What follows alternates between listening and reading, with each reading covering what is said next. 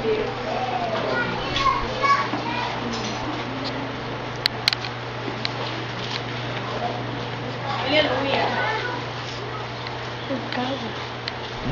Capítulo 13.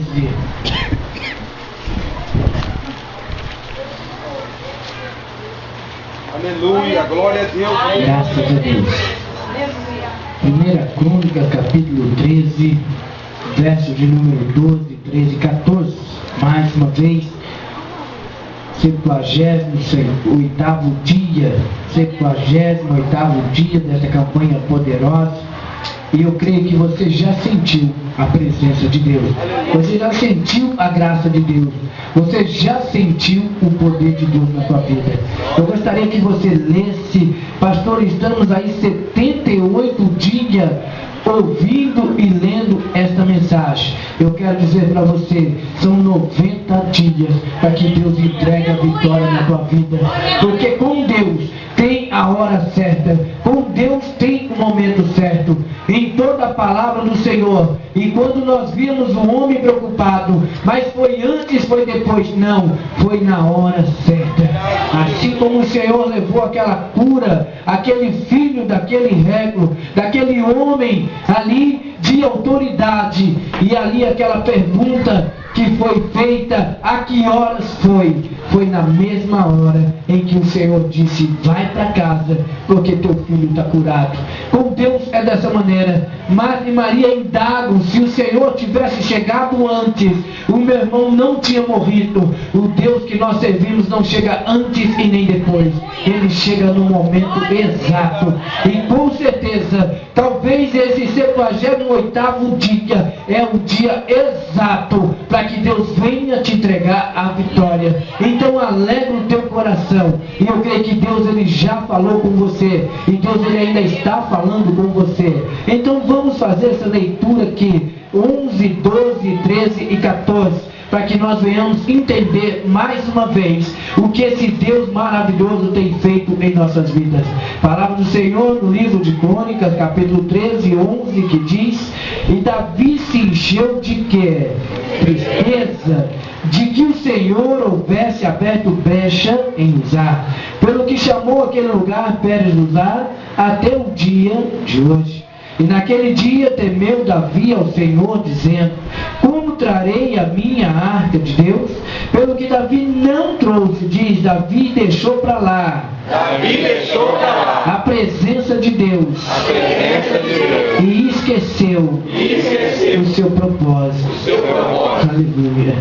Pelo que Davi não trouxe a arca assim, a cidade de Davi, porém, a fez retirar a casa de Obed-edom, o Gate. E assim ficou a arca de Deus com a família de Obed-edom 3 meses em sua casa. E o Senhor abençoou. Diga assim, e o Senhor abençoou a minha casa em tudo quanto tinha. Graças a Deus. Deus fiel, Deus maravilhoso. Fecha só os teus olhos, só um pouquinho, rapidinho. Senhor, meu Deus e meu Pai, nesse momento, mais uma vez, nos colocamos diante de Ti, Senhor, com o nosso coração alegre, nosso coração feliz. Porque sabemos, ó Pai, que todos os propósitos concorrem para o bem, Pai, daquele que em Ti confia. Senhor, meu Deus, nessa noite o Senhor já falou grandemente aos nossos corações. E eu creio, Senhor, que o Senhor tem derramado esta campanha da qual, Senhor, nós sabemos que muitas das vezes as pessoas entram numa campanha esperando somente a vitória. Mas nós sabemos, ó Pai, que campanha é batalha, campanha é luta, porque não tem vitória sem luta, meu Pai. E eu creio, Senhor, em nome de Jesus, cada dia mais, o entendimento, o conhecimento, ó Pai, do Teu povo, Senhor, o meu conhecimento, o meu entendimento da Tua palavra se abrindo mais para a honra e glória do Teu nome. Por isso eu já quero Te agradecer mais essa noite, Pai. E eu creio, Senhor, em nome de Jesus, que tudo quanto tem em nosso coração e tudo quanto tem no nosso coração, meu Pai, é o prazer e a alegria de Te adorar. Por isso, meu Pai, nós pedimos a Ti, abençoa hoje e sempre cada um dos Teus filhos que aqui estão, Senhor, tocando cada ouvido, cada coração. E eu creio, Pai, nessa campanha poderosa, que até o término dela, Senhor, grandes coisas o Senhor já terá feito no nosso meio. Amém? Em nome de Jesus. Graças a Deus. Quando nós nós olhamos para essa palavra mais uma vez. E eu acho interessante que um dia, conversando com um pastor, o pastor me dizia que 365 dias o Senhor colocou no coração dele, uma certa feita em um ano, para que ali ele ministrasse aquela palavra tremenda, maravilhosa, que se encontra no livro de Salmos, de número 1. E ali aquele pastor, a pergunta foi: pastor, mas 365 dias, todos os cultos, o Senhor ministrando a mesma palavra? Ele foi. E como é que foi esse culto, pastor? Como é que foi isso? Então as pessoas não iam no seguinte porque já sabia? Não, engano seu, muito pelo contrário. A palavra, ela não é a mesma, ela se renova todo o tempo. E é dessa maneira. E é dessa maneira, 90 dias, nós estamos aqui, 78 dias, falando de Obed-Edom, falando de Davi, falando da família, e nós vemos que muitas pessoas ainda não entenderam o mistério. O que é uma campanha? Uma campanha não é aquele lugar do qual nós falamos, olha, é um prêmio. Quando nós vemos ali uma pessoa se inscrevendo para uma maratona, ali milhões de pessoas, milhares de pessoas se inscrevem, mas nós sabemos que um chega e estoura e arrebenta aquela fita e ergue aquele troféu da vitória. Olhamos e vemos naquela multidão, tem os favoritos, mas muitas das vezes nós vemos ali o favoritismo ficando para trás. Da mesma maneira, é uma campanha de quando o Senhor levanta, prepara a campanha. Talvez você não saiba, talvez você ainda não entendeu a campanha que o Senhor levanta. Todo o propósito de Deus não é para que venha de encontro a minha vontade, o teu querer, mas que venha de encontro a minha necessidade e a tua necessidade. É dessa maneira. Porque quando nós falamos de necessidade, nós vemos um Deus criando um homem. Mas criando o homem para quê? Simplesmente pelo fato de que ele criou os céus e a terra e agora faltava alguma coisa? Não. Ele viu que tudo, ele disse, haja, e ali houve. E nós vimos que tudo que o Senhor fez, ele disse, e viu Deus que era bom. Mas nós vemos que tudo de bom faltava ainda alguma coisa. Faltava algo para aquele algo, para aquela coisa tremenda, maravilhosa que o Senhor havia feito. Mas de tudo isso eu acho lindo que antes de preparar tudo, a primeira coisa que o Senhor se preocupou foi que houvesse separação entre treva e luz. Que houvesse separação. A treva não anda com a luz. Porque onde está a luz, a treva tem que ser dissipada. Se nós apagarmos essa luz agora, nós veremos uma escuridão. Mas no momento que essa luz for acesa, seria como a graça que está sobre a nossa vida. Porque no princípio a terra era sem forma, era vazia, era sem graça. Não tinha presença de Deus. Isso era a minha vida com a vida. Aquela vida vazia, aquela vida sem presença, aquela vida cheia de tristeza, aquela vida de altos e baixos, aquela vida sem confiança, aquela vida sem esperança. Mas só que um dia aconteceu algo sobrenatural na minha vida e na tua vida. Houve um encontro. Alguém nos apresentou essa presença. A arca de Deus, o conceito de Deus entrou na nossa vida. E quando nós vemos ali o Senhor, porque o Espírito de Deus pairava sobre a face do abismo, e nós vemos que é tão tremendo isso que, da mesma maneira na nossa vida, essa presença de Deus, essa Shekinah de Deus, ela sempre pairou sobre a minha vida, sobre a tua vida. Pastor, como isso? Eu não nasci num berço evangélico, muito pelo contrário. E se eu parasse agora para olhar para trás, eu não ia ter saudade nenhuma do meu passado, mas alegria por ter sido resgatado pelo Senhor. Mão de Deus, presença de Deus, arca de Deus, Deus na minha vida, Deus na minha casa, Deus na minha família. É da mesma maneira com você. Muitas das vezes nós ali entristecemos, pastor, mas pode o cristão se entristecer? Entristece. Mas uma coisa eu te digo, como é que ele se entristece? Quando ele para, olha e acha que tem que ser da maneira dele. Ele para, olha e acha que tem que ser do querer dele. Ele para, olha e acha que Deus não está fazendo mais nada e que Deus não fez mais do jeito que ele queria, então não serve mais, o semblante recai e a presença de Deus sai. Por quê? Nós vemos que no livro de Crônica, a palavra do Senhor diz que enquanto estiveres comigo, eu estarei o quê? Contigo. Mas se me deixares o quê? Te deixarei. Então, quando a presença de Deus sai, a treva vem e toma conta novamente. Nós vemos aqui uma família de tristeza, a família de Obed-Edom. Nós vemos aqui uma família da qual ninguém dava nada por ela, mas só que um acaso, talvez você diga um acaso, mas eu chamo providência de Deus. Eu chamo providência divina de Deus, trabalhar de Deus, operar de Deus, mão de Deus. Assim como nós ministramos a respeito da Páscoa, tudo tem uma preparação, e nós vemos o Senhor preparando tudo. Nós vemos ali José, agora morrendo José, um povo ficando órfão, mas Deus fazendo nascer aquele menino, no qual resgataria o povo da escravidão. Olha que mistério. E nós ainda falamos ainda hoje à tarde, e observamos como que esse Deus é tremendo. Você pega o capítulo 2 de Êxodo e você vê o que é providência de Deus, o que é presença de Deus. Enquanto se tinha aquela matança daqueles filhos, daqueles varões, daqueles nascidos homens, quando se tinha aquela matança, Deus vem e coloca no coração da mãe de Moisés o que? Pega o teu filho numa arca, e ali colocado junto ao junco, preparado, colocado ao ribeiro, e ali levado, mas colocou na porta de quem? Colocou na porta do inimigo. E se você parasse para olhar com os seus olhos carnais, sem presença nenhuma de Deus, você ia dizer, mas que loucura, se ali Faraó estava matando, como é que aquela louca daquela mãe coloca aquele filho junto do ribeiro para que fosse levado nas mãos da filha do Faraó? Estava sendo entregue ao inimigo. Olhos carnais. Os olhos carnais é dessa maneira, mas aí eu digo para você, os olhos espirituais da obediência com Deus.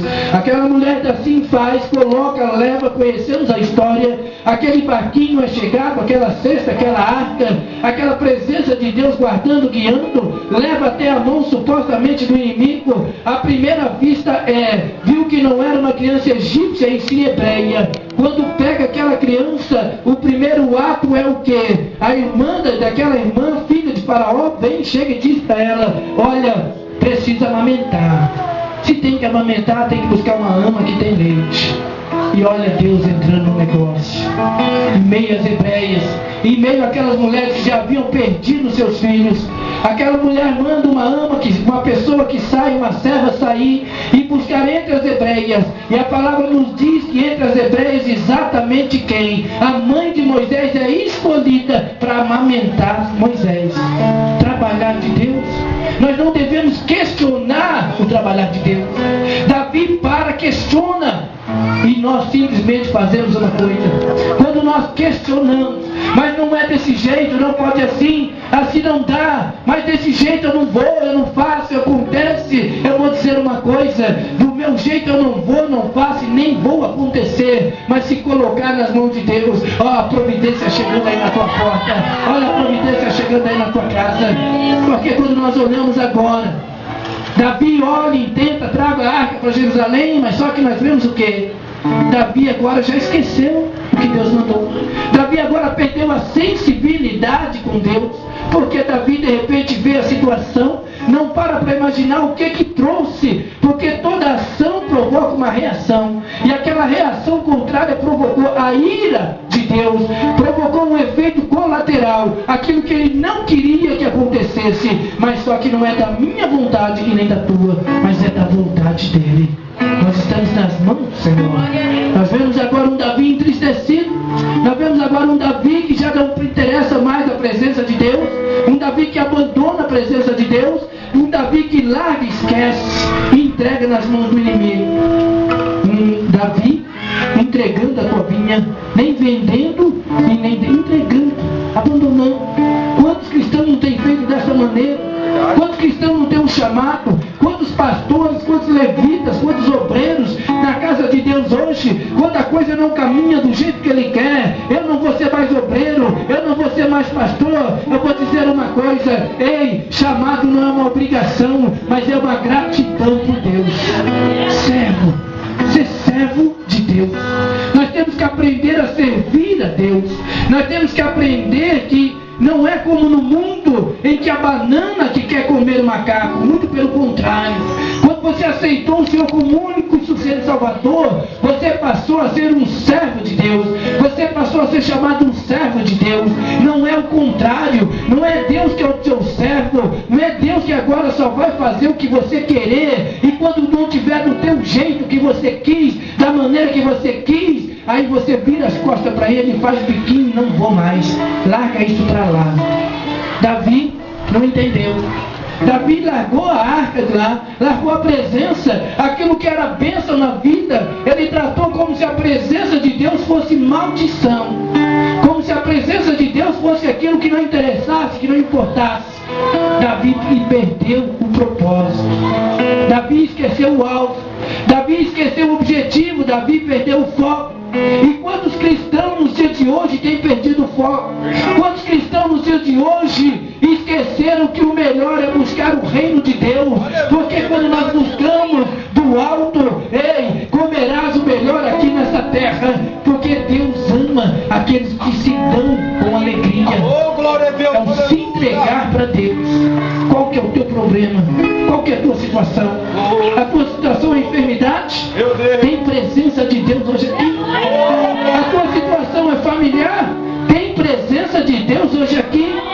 A tua situação é financeira? Tem presença de Deus hoje aqui? Qual é a tua situação? Pastor, eu ainda não entendi. Eu abandonei num determinado momento. Tudo para mim era alegria. Foi da mesma maneira, recebi com alegria. Eu vou te lembrar uma coisa. Ei, esse semeador, esse Deus tremendo, maravilhoso, não é aquele semeador que chega, lança semente em pedregulho. Não, é aquele semeador que disse, que falava por parábola, porque ainda havia alguns que não era tempo de ouvir, entender e se converter. Por quê? Para que não fosse lançada a semente em pedregulho. Talvez em algum momento o teu coração se entristeceu. Talvez em algum momento as coisas não saíram da maneira que você queria. Talvez aquela porta de emprego já não está mais do teu agrado. Talvez essa igreja não esteja mais do teu agrado. Talvez esse irmão que está sentado do teu lado não esteja do teu agrado. Talvez o pastor não esteja mais do teu agrado. Mas eu digo para você, talvez será não é o tempo de dobrar o joelho e perguntar: Senhor, me ajuda. Me faz lembrar onde a tristeza entrou no meu coração. Porque não é do meu jeito, é do jeito dele. É do jeito de Deus. Porque quando ele diz, aquele que quiser vir após mim, toma a tua cruz, negue-se a si mesmo e vem comigo. Aleluia! É dessa maneira, presença de Deus.